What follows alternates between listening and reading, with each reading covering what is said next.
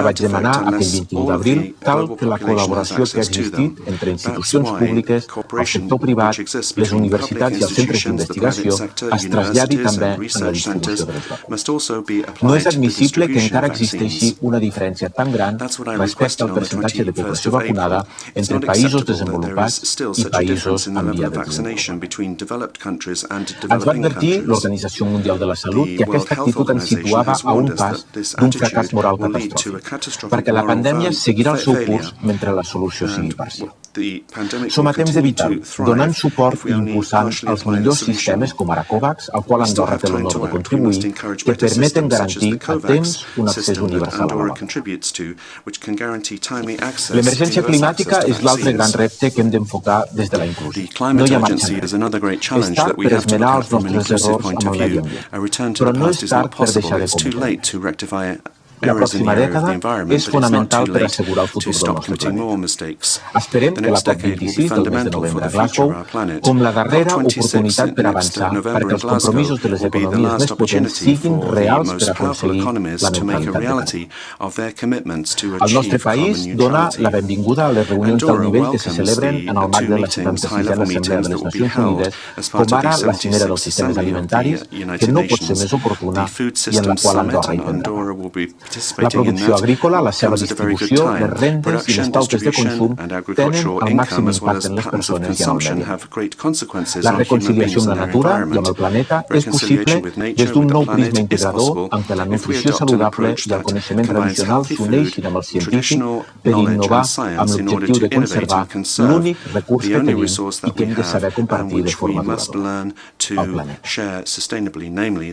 Andorra se suma a la crida global perquè es faci realitat de forma imminent l'ODS2, zero fam. La realitat és que la fam està augmentant, alhora que els casos d'obesitat infantil també s'incrementen, d'acord amb l'informe sobre la inseguretat alimentària de la FAO i altres agents. Aquestes tendències, a priori totalment contraposades, ens han de fer reflexionar sobre la necessitat urgent de reformar els sistemes de producció i consum d'aliments, per tal d'avançar cap a models i pautes de consum més sostenibles i més saludables. Per aquest motiu reconeixem el paper de la FAO i del Programa Mundial d'Aliments per contribuir a la consecució d'aquest objectiu, que hauria de ser assolit de la manera més immediata possible. Excel·lències, ens trobem en un exercici de reconstrucció des de múltiples nivells. La salut, l'economia, el medi ambient i la immigració. Fins i tot, els nostres models de treball, de mobilitat o de consum s'han posat en dubte. I el gran interrogant que hem de resoldre és desitjable tornar a la normalitat perduda? Aprofitem aquest gran organisme que són les Nacions Unides per resoldre aquest interrogant, perquè el multilateralisme s'erigeixi en la via adequada per trobar solucions dràstiques. Les Nacions Unides proporcionen els marcs per avançar amb la capacitat per detectar i diagnosticar on hi ha desequilibris, on hi ha injustícia, qui són els més vulnerables i com els estats podem contribuir a posar-hi. Hem d'insistir en el pilar dels drets humans, que ens ha de guiar en qualsevol de les nostres actuacions. Així doncs, donem suport a la proposta del secretari general de convocar una cimera del futur. La preservació de la pau i la seguretat forma part de la raison d'être d'aquesta organització. És un dels seus pilars fundacionals. Però veiem amb molta preocupació l'agreujament de les crisis humanitàries, sobretot per l'augment de la pobresa, els desastres naturals cada vegada més freqüents i devastadors o la disminució de l'ajut internacional. Hi ha casos colpidors que fa molts anys que duren. Les Nacions Unides disposen de mecanismes com les operacions de manteniment de la pau que han d'alleugerir aquestes situacions, però la prevenció, que és multidimensional, ha de situar-se com l'objectiu principal de la nostra acció, amb la protecció dels més vulnerables, la inclusió i la igualtat. Hem entrat en el 76è període de sessions. Amb la declaració del 75è aniversari, els estats vam deixar clar que seguim creient en les Nacions Unides i en el multilateralisme. Sabem que hem d'actuar de manera conjunta i proactiva, que tenim nous reptes com la cooperació digital per no deixar ningú enrere o la incorporació dels joves com a vectors del canvi. Senyores i senyors, no ens enganyem. El futur de les generacions més ben preparades està a les nostres mans. La seva experiència vital, la seva maduresa depèn en bona part de les conseqüències de les nostres accions o inaccions. No els podem decebre una vegada més. L'educació és un dels drets humans que des de l'adopció de l'Agenda 2030, amb l'ODS 4, s'ha reconegut com un dels principals catalitzadors per al desenvolupament sostenible, per a l'erradicació de la pobresa i la prevenció de conflictes. L'empoderament de les persones i de les comunitats amb l'educació de qualitat és la millor forma d'aconseguir la transformació de les societats i la protecció del planeta. Quan l'educació reverteix en les nenes i en les dones, quan es compta amb elles per a tots els aspectes de la seva vida, quan es treballa en la seva inclusió, es donen les condicions per al progrés econòmic i social que beneficia a tothom. La igualtat, l'equilibri de gènere exigeixen la participació activa de les dones. No solament han de formar part dels llocs on es prenen les decisions, sinó que les veus de les dones han de ser considerades i preses en compte sempre amb atenció i sigui quina sigui la seva situació i cònjuge. S'ha de trobar, en definitiva, una nova relació per acabar amb esquemes patriarcals com a llast per a la meitat de la població. L'empoderament que s'havia accelerat no pot aturar-se, no pot anar enrere amb el camí. En aquest sentit, vull agrair la tasca que porta a terme UN Women i voldria felicitar des d'aquí la nova directora executiva, l'ambaixadora Sima Bahaus. Andorra manté el seu compromís en aquest àmbit perquè el nostre país ha apostat fermament en els darrers anys per impulsar polítiques d'igualtat. Una voluntat que s'ha plasmat en la nostra legislació, que ha anat configurant un sistema de foment d'aquesta igualtat i de lluita contra la discriminació pioner i ambiciós. Senyor president, Andorra forma part d'aquesta comunitat internacional des del 1990. El nostre és un país de dimensions territorials i demogràfiques reduïdes, però la nostra dimensió no ha de ser ni ha estat mai un subterfugi per no respondre i fer front de forma decidida i plenament implicada a les responsabilitats i als reptes nacionals i internacionals. L'any 2013, amb motiu del 20è aniversari de l'ingrés d'Andorra a les Nacions Unides, el màxim representant visitava el nostre país. El secretari general de l'ONU, Ban Ki-moon, va destacar per damunt de tot, i cito textualment, la dignitat del poble andorrà, l'orgull que sentiu per la vostra història, per la vostra singularitat i per la vostra solidaritat. I ens va demanar de fer encara més. Així ho vam entendre i ens hi vam comprometre. Som part d'aquesta comunitat i tots n'hem d'assumir la mateixa responsabilitat. És en aquest sentit que enfrontem la crisi climàtica en el nostre medi ambient. Al mes d'agost passat, tots els mitjans de comunicació es feien ressò de les conclusions del darrer informe del panel intergovernamental per al canvi climàtic de les Nacions Unides, el qual ens alertava de les greus conseqüències del canvi climàtic i de l'escalfament global. Com deia, el compte enrere ha començat. En relació amb la mitigació i l'adaptació al canvi climàtic, hem adoptat els compromisos de l'acord de París i hem apostat per la producció d'energies renovables, la fiscalitat al carboni per reduir les emissions i una neutralitat per al 2050. Estem portant a terme un treball molt important a favor de la biodiversitat mitjançant una estratègia nacional i volem esdevenir el primer país que sigui reserva de la biosfera, fruit del nostre model d'equilibri entre desenvolupament i sostenibilitat. Estem fent grans esforços per encaminar la transició energètica, per impulsar energies renovables, promovent línies de subvenció amb programes destinats a l'eficiència energètica dels edificis i per la mobilitat elèctrica. La imminent entrada en vigor de la taxa sobre el CO2 ens ha permès també rebaixar significativament els preus del transport públic. També aprovarem en breu una llei sobre l'economia circular que ens permeti passar d'una economia lineal a un model econòmic més eficient que optimitzi l'ús dels recursos naturals, minimitzi els impactes ambientals, fomenti que els productes i recursos mantinguin la utilitat i valor tant temps com sigui possible i eviti emissions i pèrdues de temps. Excel·lències, l'acció d'Andorra per pal·liar l'impacte de la Covid-19 ha tingut com a objectiu principal garantir la salut de les persones i preservar el sistema sanitari. Agraeixo la solidaritat dels nostres veïns, França, Espanya i Portugal, en la distribució de les vacunes, així com els mecanismes d'aprovisionament de la Unió Europea i de l'OMS a través del programa COVAX, mitjançant el qual Andorra ja ha pogut vacunar amb la pauta completa a gairebé el 75% de la seva població major. L'impacte de la Covid-19 sobre l'economia andorrana ha estat dur. Andorra és un país que té una extrema dependència del sector turístic, però el govern ha estat al costat de les famílies, dels treballadors i de les empreses. Ara, la irrupció d'aquesta pandèmia ens ha fet accelerar alguns dels processos que havíem endegat i impulsar-ne de nous per repensar el turisme com un vector econòmic sostenible i obrir la nostra economia cap a nous sectors. Apostem per una recuperació que ha de ser una oportunitat per crear estabilitat, creixement i diversificació econòmica, generant nous llocs de treball i reorientant la despesa pública cap a aquells sectors que generin un efecte de diversificació més gran, amb una atenció especial a les polítiques que reforcin la salut, la sostenibilitat, el coneixement, la innovació i el capital humà. La pandèmia de la Covid-19 ens ha posat a prova com a societat. Hem après que el present i el futur ens exigeixen menys individualisme, menys egoisme, menys confrontació i, en canvi, més cooperació, més resiliència, més empatia i més solidaritat.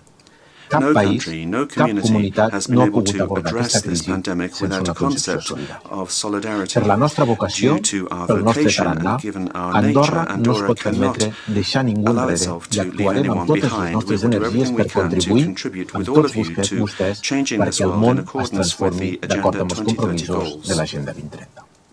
Des It is d'aquestes with this premisses message i and by reafirmant reiterating el nostre our commitment, compromís clar clear amb el commitment multilateralisme to i amb les Nacions multilateralism and Unides, the United encarem Nations des del that we Principat enter d'Andorra this aquest 76th 76è session període of de the decisió. General Assembly of the United Moltes Nations. I gràcies. thank you.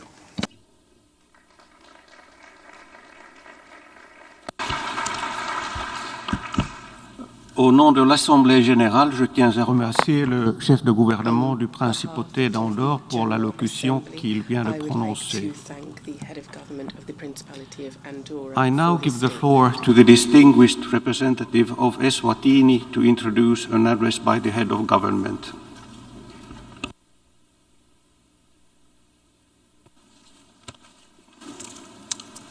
Thank you, Mr. President. Excellencies, I have the honor to introduce a pre-recorded statement by His Excellency the Right Honorable Cleopas Sipho Dlamini, the Prime Minister of the Kingdom of Eswatini, during the general debate of the 76th session of the General Assembly. I thank you. The President, Your Excellencies, Heads of State and Cabinet, United Nations Secretary General, distinguished delegates, ladies and gentlemen. Mr. President, it is my singular honor to address the 76th session of the United Nations General Assembly. Allow me to express my sincere congratulations to you, Mr. President, on your election as President of the 76th session of the United Nations General Assembly. We commend the outstanding leadership and sterling performance of the outgoing President. I also extend our profound congratulations to the Secretary General of the United Nations, His Excellency Mr. Antonio Guterres, for his re-election for another 5-year term. The theme of this session touches on every aspect of our daily lives.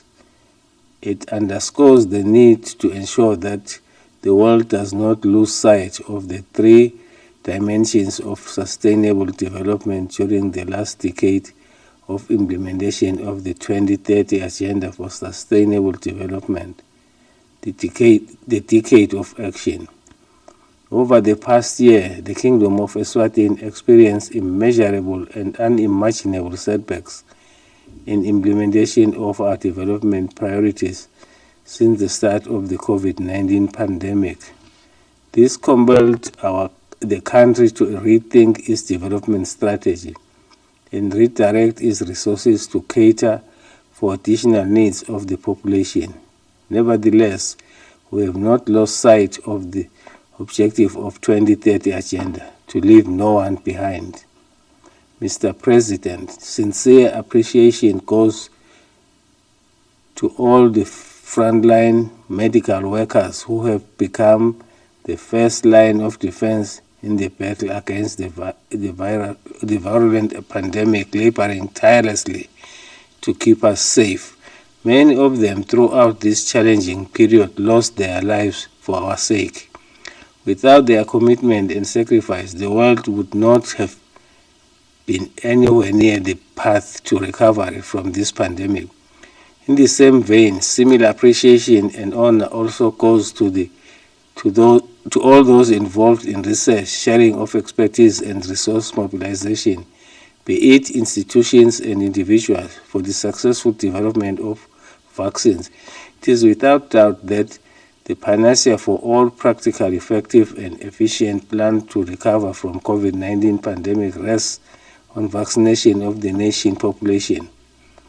This has been demonstrated and proven in countries that have endeavored to achieve herd immunity. Low access to vaccines by many countries remains a cause for concern. Such a scenario has been more pronounced in developing countries, especially countries in special situations in Africa and other vulnerable regions. This was one of the pressing reasons why Eswatini supported the call for a temporal waiver of the obligation of member states under the TRIPS agreement to protect intellectual property rights for technologies related to the prevention, containment of treatment of COVID-19. The Kingdom of Eswatini applauds the establishment of the COVAX facility, which came to existence through efforts by the United Nations in the wake of the pandemic and solely meant to be of assistance to member states, particularly low middle-income countries. As a beneficiary, Eswatini is grateful for such an initiative and also extends further appreciation to the generous donors, particularly the United States of America, amongst many others, whom their absence, the objective of this initiative would not have been achieved thus far. Mr. President, in this view, the Kingdom of Eswatini commends African countries that have commenced manufacturing COVID-19 vaccines. We bank on the successful implementation of the African Continent Free Trade Area to widen and strengthen Africa's integration process. We are confident that this arrangement will create or strengthen the value chains and the ability of African countries to produce more vaccines. Eswatini has prioritized health for every member of the population, is at the center of our socio-economic agenda. Currently, a significant percentage of our eligible population has been vaccinated, having commenced with our frontline staff and elderly. Most recently, effective 30th August 2021, the Eswatini government commenced inoculation all aged 18 years and above. We aim at reaching herd immunity, hopefully by the end of 2021. Mr. President, the resilience is a multifaceted and complex concept that calls for our attention to comprehend its meaning academically and in practice. It entails the ability to bounce back, and build better from any situation that confronts us. In the context of the pandemic, resilience transcends the health sector to cut across all sectors of the economy. The Kingdom of Eswatini believes that the starting point of building resilience through hope entails access to vaccination by all eligible population, and while doing so, ensuring that no one is left behind. This will determine the ability, power, and speed to recover from COVID-19 and to rebuild sustainably. Like many other countries, the pandemic has been an eye-opener for the Kingdom of Eswatini and has overly sensitized government to rethink resilience and incorporate in its policies. In this view, building resilience has become a cornerstone and an inevitable component in all our mitigation, adaptation strategies, and recovery plans. Mr. President, the pandemic has momentarily shifted our focus from issues that are perpetually on the global agenda, particularly our quest to respond to the needs of the planet, including mitigation and adaptation to persisting impact of climate change. Nonetheless, it has highlighted our interconnectedness in all facets of our daily lives and further clarified the meaning and practicality of living in a global village. Climate-related impacts continue to overwhelm our economy and remains one of the insistent challenges of the 21st century. The Kingdom of Eswatini has not lost sight of its commitment to respond to the needs of the planet. In this view, we reaffirm our resolve to play our part in operationalizing the intended nationally determined contribution that presents steps taken by the country to develop effective climate change responses, whilst fast-tracking the implementation of our objectives for sustainable development and poverty eradication. We look forward to the 26th Conference of Parties to the United Nations Framework Convention on Climate Change, UNFCCC,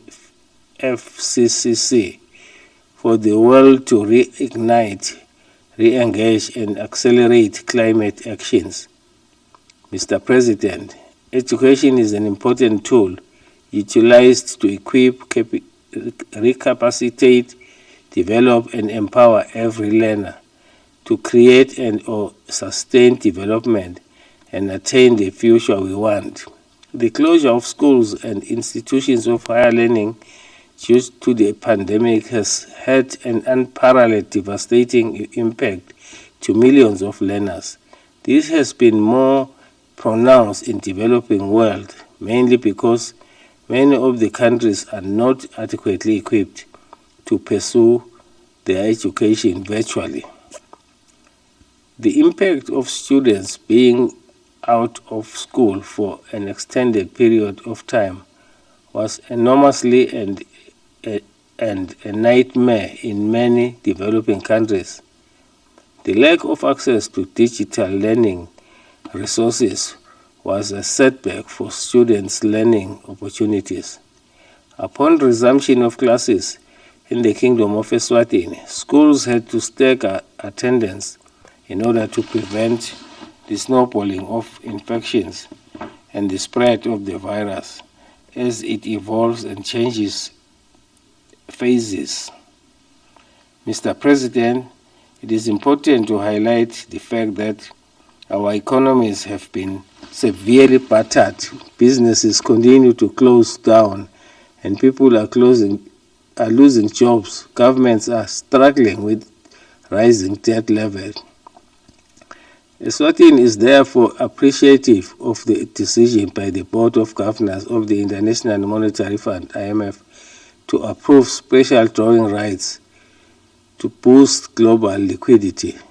This cash injection of over 75 million to the economy of Eswatini could not have come at a better time. On Monday, 6 September 2021, His Majesty King Mswati III launched the Reconstruction Fund meant to rebuild infrastructure and the economy following a civil unrest which was brought about by a vast array of economic challenges, including the added burden of COVID-19 pandemic. And these funds will assist government advance closer to the target of $200 million. Mr. President, another note in the fight against HIV and AIDS, Eswatini has continued to employ all means possible to stop the spread of the virus, even during this critical time in history. This is evidenced by the achievement of the UNAIDS goal of 95-95-95, which summarily means 95% of people with HIV identified, 95% of the people with HIV treatment, and 95% of the people on treatment virally suppressed. Although this was deemed achievable, in a decade from now, fortunately, the Kingdom is now one of the 2 countries to have made such an achievement of SDG goal number 3 on health, as announced by the United Nations body. In Eswatini, as much as some of our plans to accelerate the process have been derailed, we have remained focused. Since 2016, the country has integrated the SDGs into the National Development Framework and put in place appropriate institutional arrangements to ensure that the implementation is properly monitored at all levels. Government has infused the spirit of ownership to every citizen so that every individual understands and appreciates the importance of the SDGs. Both the executive and the legislative arms of government are involved. In the midst of obtaining challenges, we have not lost hope and sight of our development agenda. Mr. President, as the reforms of the United Nations development system evolves, the Kingdom of Eswatini continues to steadfastly reiterate and maintains its call for Africa's voice to be heard at the United Nations Security Council. This follows an annual call by the African Union heads of state and government articulated in the Ezulwini Consensus and CETA Declaration. The common African position remains intact with regard to allocation of permanent and non-permanent seats in the United Nations Security Council, a very important decision-making organ of the United Nations. When all members and regions are efficiently and effectively represented and their voice conspicuously heard, the revitalization of the work of the United Nations will be enhanced. Mr. President, may I take this opportunity to share with the nations of the world how the Tinkunda system of government works. The elections conducted under this system embrace our traditional and cultural existence, where people from communities nominate candidates in their chiefdoms to compete at constituency levels, which we call Tinkunda. This system was agreed upon by the nation through consultations. A commission was set up to consult widely the populace as to which governance system they would like to have in place as a nation. The winners then go straight to Parliament as a direct representation. Some of the elected candidates end up being members of cabinet. As a result, the people are part of the government formulation process because they can claim ownership of the people who constitute the government of the day. We are convinced that our system of governance has a place in modern-day democracy, and it complies with all structures of the United Nations family. The Kingdom of Eswatini is committed to the ideals of the United Nations in just as much as it is dedicated to protecting its history, legacy, and destiny. We, at the same time, embracing the opportunities and the possibilities of cooperating in the community of nations. It is therefore the Kingdom of Eswatini's position that it believes in democracy as an idea, but not as an ideal, because things that are ideal to you may not be ideal to other people. The Kingdom of Eswatini will, however, continue to embrace the opportunities, technologies, and the mechanisms that create modern society. Our country is committed to a process of consultation with the people at the People's Parliament, Sibaya, and other dialogue forums through which people provide advice and counsel to the King that ensures that transparency and accountability. This is how our democracy operates in council. As such, the practice is democratic and participatory in that everybody is involved in our key decision-making processes. As a nation, we shall remain seized with the preservation of our cultural norms and traditions, promoting of peace and stability, addressing our different opinions in a peaceful manner, not by violence. Above all this, dialogue is at the apex of our existence as a nation.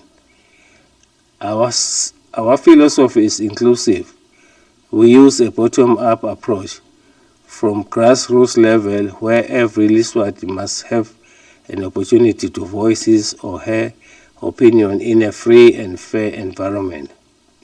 Whilst we embrace modernity, we cannot forget who we are and where we come from. Our identity as a nation remains pivotal so that we can work together to develop our country and ensure that we realize a robust social and economic foundation for the benefit of future generations, as our predecessors have done.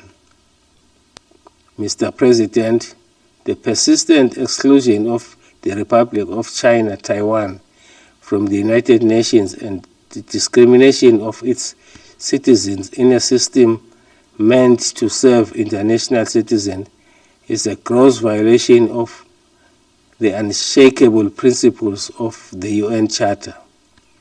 Since the start of the COVID-19 pandemic, Taiwan is, in solidarity with the UN member states, made a significant contribution in realizing the theme of this year's session. Eswatini would again this year continue to urge the United Nations to consider the meaningful participation of Taiwan, especially in the World Health Organization, International Civil Aviation Authority, and the United Nations Framework Convention on Climate Change. With this inclusion of Taiwan, it is our hope that the UN will be living up to its objectives and equally serving the interests of all its member states. The path of 2030 on the attainment of the UN SDGs was dented as a result of the pandemic, and Taiwan, adhering to the principle of leaving no one behind, shared its disease prevention expertise and experience with more than 80 countries, and further assisted 40 countries make headways in ICT, agriculture, education, and health. Furthermore, this year, in demonstrating that Taiwan can help and Taiwan is helping, Taiwan continued to send medical assistance in the form of medical specialists and protective equipment for Eswatini's health sector. It is in this light that we call upon for the recognition of Taiwan's efforts for the global well-being. Lastly, the Kingdom of Eswatini can attest to the fact that Taiwan is an indispensable partner and would, if given an opportunity, play a meaningful role in the global body. Mr. President, finally, allow me to take this opportunity to wish the United Nations family a prosperous future as we battle COVID-19 to rebuild sustainably and respond to the needs of the people. Thank you, and may the Almighty God bless us all.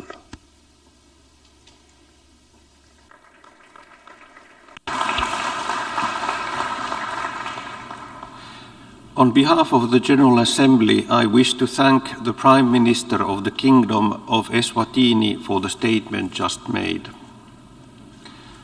I now give the floor to the distinguished representative of St. Vincent and the Grenadines to introduce an address by the head of government.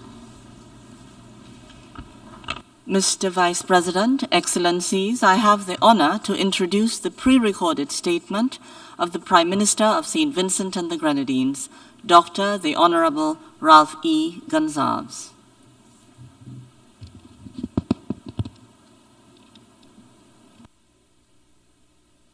Excellencies, we are convened at this 76th session of the United Nations General Assembly at a time of severe health, socioeconomic, political, climatic, and security challenges globally, though unevenly, not in equal measure. The raging pandemic of COVID-19, which came upon us early last year, has put the world in a veritable tailspin, even as the rollout of the vaccines has eased the strain somewhat, particularly in the developed world. A major shift has occurred in the global condition. A parallelogram of unruly and complex forces has been unleashed. A new paradigm has emerged. Outmoded approaches are becoming or have become irrelevant. Fresh initiatives and directions are required, and transformational leadership is needed now more than ever. In my country, St. Vincent and the Grenadines, a small island developing state with all its historical legacies of underdevelopment and contemporary burdens and limitations, has had to cope additionally with the devastating volcanic eruptions of April 2021, the onrushing Atlantic hurricane season, vaccine hesitance among the population, and real uncertainty about the future. Amidst all this, our people are nevertheless possessed of a settled resilience and optimism of life and living, undergirded by God's redemptive grace, our own possibilities and strengths, a sterling regional solidarity, and promising internationalist support, inclusive of that of our United Nations, for peace and security, good health and prosperity for our people, as pledged in the Sustainable Development Goals. Immediately, all of us in this global family of nations must work together to defeat COVID-19, return to an acceptable level of normalcy, and the opening up of our economies. This represents a many-sided and enormous challenge of historic proportions in both diagnosis and prescription. A huge bundle of pre-existing divisive and debilitating conditions ought to be efficaciously addressed. Historic wrongs ought to be righted, and extant and emergent limitations and weaknesses, real or contrived, require appropriate correctives. The metaphoric lions and lionesses globally ought to converse with each other meaningfully, rather than hanker for perpetual disorder, insecurity, and war. They do not actually need to lay down with each other in joyous embrace. They ought simply to resolve their differences, whether ancient or modern, and compromise where necessary and desirable in the interest of all. But for the sake of humanity, let us drop the vaunted self-interests, the vanities, and divisiveness, real or imagined, and work together for the better. These are the ennobling impulses which prompted the ancient prophets and teachers of all the world's monotheistic religions to summon their peoples and their better angels to uplifting purposes in this our earthly city. These have been the civilizing sentiments expressed from time immemorial in the voices of wise emperors and thoughtful warriors. These are humanity's core values, which constitute the bedrock upon which our United Nations organization was originally built and has been henceforth sustained. Faith in them and accompanying works will see us through these troubling times in which it appears that things are falling apart and the center cannot hold. The COVID-19 pandemic has put the global community at the critical proverbial crossroads. What is to be done? First, let us recognize and internalize the novel historic juncture at which we are, and accept generally the sage poetic advice that two roads diverge in the woods, and we ought to take the one least traveled by, and that will make all the difference. This will not be easy for historic combatants or contemporary rivals to do, but it is the only choice that humanity has. In tackling the pandemic itself, the old ways have tended to predominate, even as the sunlit rays of a possible new path have emerged. Thus, for example, globally, we have witnessed unacceptable vaccine nationalism, the politicization of the rollout of the vaccines, and the rollout of the vaccines for the rich first and the poor afterwards. To be sure, we have also witnessed notable and noble work by some global institutions, such as the World Health Organization, the World Bank, and the COVAX facility, to make vaccines more accessible to poor or marginalized countries. It is true, too, though relatively late in the day, that some rich countries in the North Atlantic, the United States of America, Canada, and the United Kingdom, have delivered or agreed to deliver freely from their surpluses vaccines to some less developed countries. We are very grateful. Still, though, some of these countries may be so slow in their promised deliveries that they may end up embarrassingly with expired doses of the vaccines running into several millions. It is timely to remind all of us that the noblest form of solidarity is to give not from the abundance or surplus that we may have, but from the little that we possess. That is the lesson of the proverbial widow's mite. In this regard, on behalf of the Caribbean, I thank the government of the Republic of India for their early and meaningful gift of Covishield AstraZeneca vaccines. Sadly, at least one country in the North Atlantic has refused to recognize Covishield for entry of persons into that country. Mr. President, not only have the ways of the old order pre-COVID tended still to guide powerful countries in their actions, so too the global behemoths in global communications.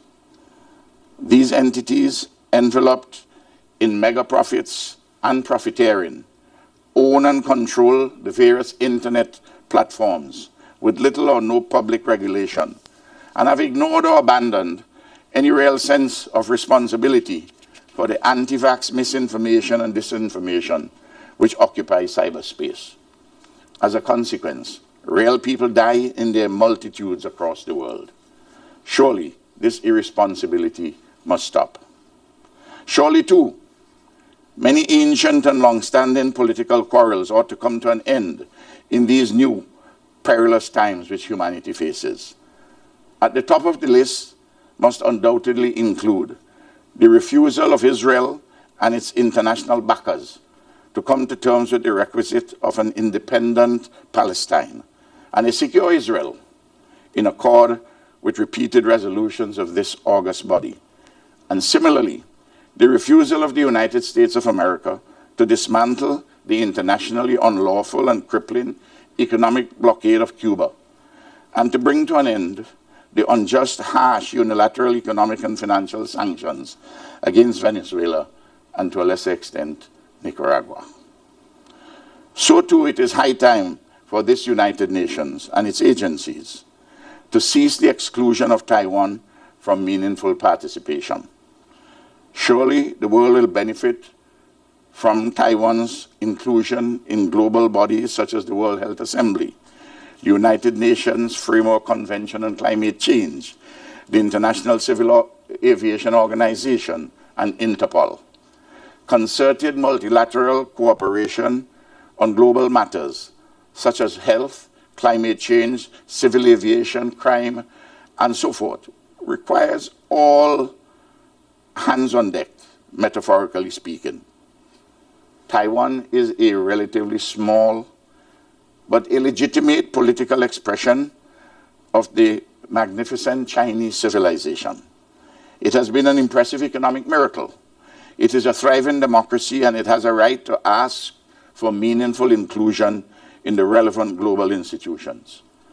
New times demand fresh solutions, not old-fashioned hegemonic responses. By now, Mr. President, the folly of invading and seeking to remake countries in an invader's image and likeness is plain for all to see in Iraq, Afghanistan, and elsewhere. The human and economic costs are staggering. Still, though, the values of our United Nations demand that women must be respected and empowered, that religious discrimination must be rejected, that theocracies accommodate competing voices, and that terrorism and political violence be not embedded in any statecraft. The sacred principles of non-intervention and non-interference ought not to be blind, perpetually or at all, to unacceptable and egregious excesses against humanity. Mr. President, a looming ecological disaster awaits humanity unless we change course for the better. No serious person who objectively examines the scientific data can but conclude that climate change is an existential threat to humanity, and especially to small island developing states and countries such as in West Africa and the Sahel region, which are being swept into seemingly unending natural disasters as a consequence of desertification and extreme land degradation. Science, the real world, and the Paris Accord have pointed to alternative pathways for humanity, but the political will and requisite resources from the major emitters to address the grave challenge of climate change have not gone much beyond pious mouthings and marginal tinkering.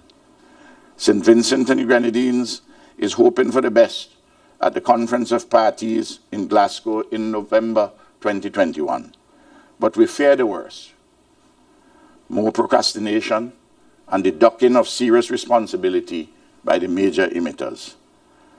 On this, humanity is at the midnight hour. Can we meet the challenge? We may not live to find out the answer if the usual continues. Mr. President, there is a range of other pressing concerns relevant to the Caribbean that demand urgent global multilateral action.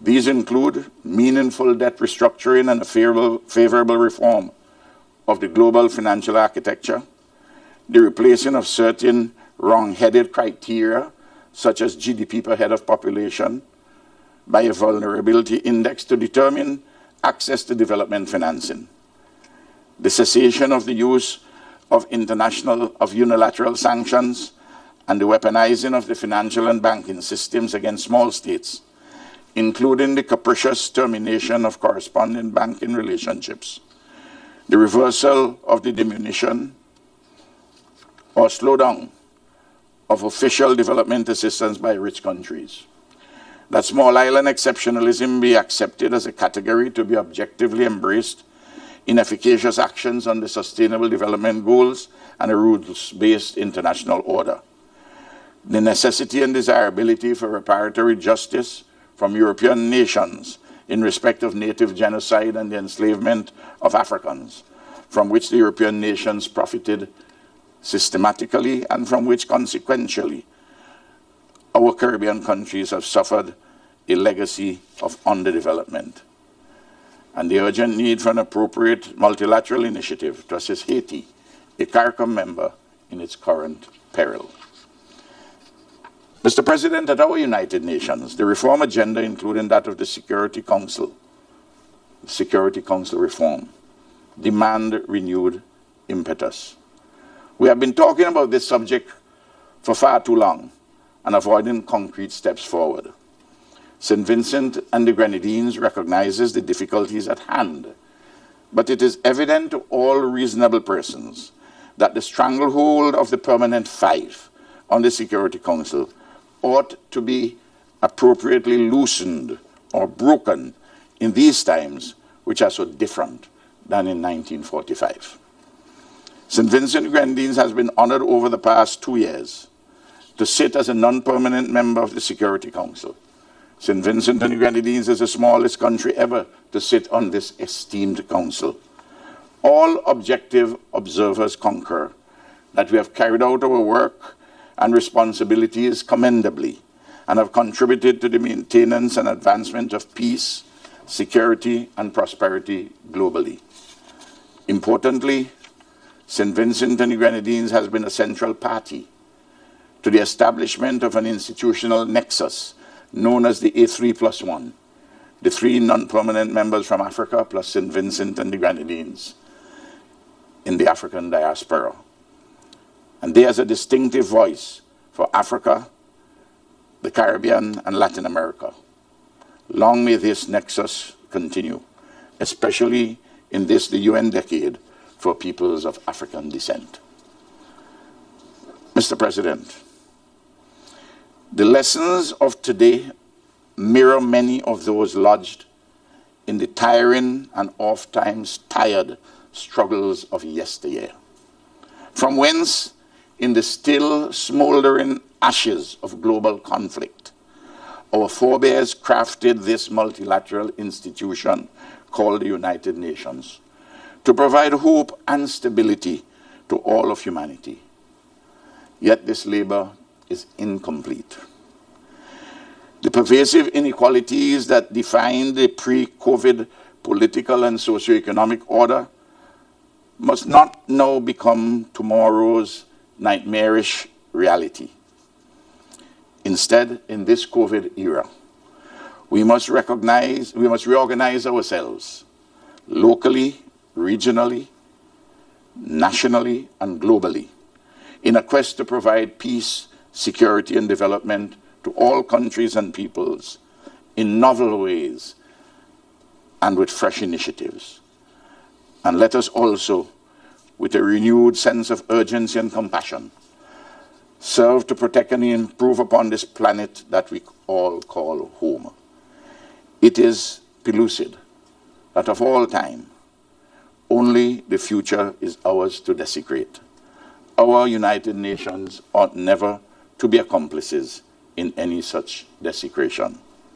So I reiterate, we are at historic crossroads of a special kind.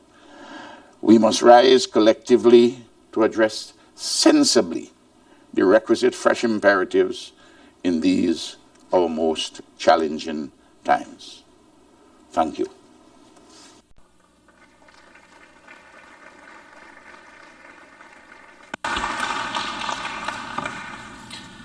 On behalf of the General Assembly, I wish to thank the Prime Minister, Minister for Finance, the Public Service, National Security, Legal Affairs and Grenadines Affairs for the statement just made. Maintenant, je donne la parole au distingué représentant du Haïti pour introduire le discours du chef de gouvernement. The statement of the head of state and government. Monsieur le Président, Mr. President, Your Excellences, Mesdames, Messieurs les chefs de délégation, ladies and gentlemen, heads Monsieur le of Secrétaire général, Secretary distingués General, délégués, distinguished delegates, Mesdames, Messieurs, ladies and gentlemen, pour la deuxième année for the consécutive, second consecutive la session year, ordinaire de the l'Assemblée regular générale de session notre of the United organisation Nations General se Assembly tient en pleine situation is pandémique. taking place right En in the middle of effet, the pandemic. depuis bientôt 2 ans, Indeed, for some le nearly monde 2 croule years now, sous le poids des the conséquences world is désastreuses suffering under de the la pandémie de disastrous COVID-19. impact of the COVID-19 Les morts pandemic. se comptent par millions, Deaths are in les their personnes millions. affectées People par centaines de affected. millions. There are hundreds Nos of systèmes sanitaires millions of them sont mis à rude affected. épreuve et Public l'économie mondiale healthcare est systems exsangue. are really Face à cette tested. situation, Given this pour limiter situation, les dégâts, in order to les limit mesures de the précaution et damage, de restriction sanitaires sont precaution inévitables. healthcare Pour cette measures raison notamment, are inevitable. And le for this Premier reason in ministre, particular, Son the Excellence Prime Dr Minister, Ariel Henry, His Excellency n'a pas pu Dr. faire le Ariel déplacement Henry pour was not participer able physiquement to au débat come to général. physically Je participate vous invite in the donc general debate. à For this écouter son reason, discours I de would like to circonstance ask you to préenregistré. listen to his Je vous remercie de votre pre-recorded attention statement. Thank et you very vous much souhaite une bonne indeed. écoute. And Merci.